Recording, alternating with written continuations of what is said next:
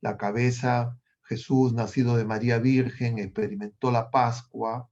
Nosotros celebramos su Pascua, pero un día tenemos que vivir nuestra Pascua. Y en nuestro cuerpo tenemos que experimentar la cruz. Sabemos que no será más grande que nuestras fuerzas, y que no la llevaremos solos, sino que el Señor nos acompañará y María también.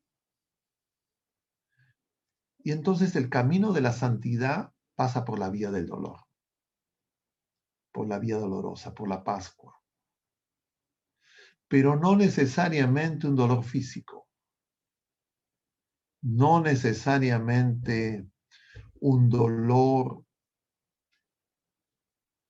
consecuencia de una enfermedad, sino es el dolor de Cristo que quiere reunir a los dispersos con su amor, con su perdón y con su misericordia.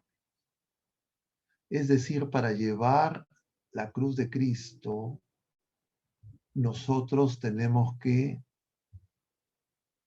hacer que nuestra voluntad sea la voluntad del Señor, y la voluntad del Señor es que todos se salven. Es ofrecernos su perdón, es reconciliarnos con el Padre, es nuestra conversión y la conversión de todas las criaturas humanas. Y cuando uno comprende lo terrible del pecado, entonces uno comprende que somos culpables, que merecemos castigo, pero Jesucristo se ha hecho expiación por nosotros,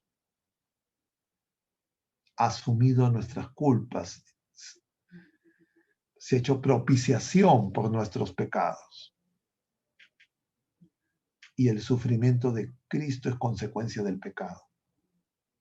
Y en la medida en que yo rechazo el pecado personal y me duele el pecado de otras criaturas humanas y ofrezco por el pecado de la humanidad entera, yo me preparo para participar en la cruz de Cristo. Es decir, hacer la voluntad del Señor es participar de los mismos sentimientos de Cristo, como lo dice San Pablo. Pero el mundo nos seduce, quiere que la cruz se reduzca a un objeto decorativo, a algo que se puede exhibir, que se puede ver, pero no es algo que nos compromete. Y nuestra fe, es decir, el conocimiento de la voluntad del Señor, no puede quitarle la cruz a Cristo, porque en su Pascua realiza la plenitud de su obra de salvación. Y nosotros y la humanidad entera necesitamos ser salvados.